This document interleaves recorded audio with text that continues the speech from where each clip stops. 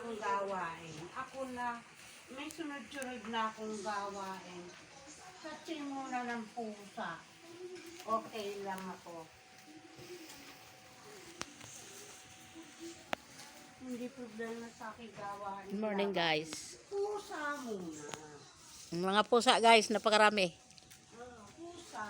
Ayan, guys. Basahan. Oo. Gandang-ganda ng mga halaman, guys. Ayan, guys. Wala. Yung pusa ko muna. Gusto mo, kasama din yung malunggay, guys. Ayan.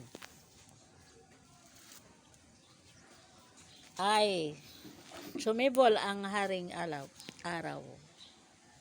Ayan na.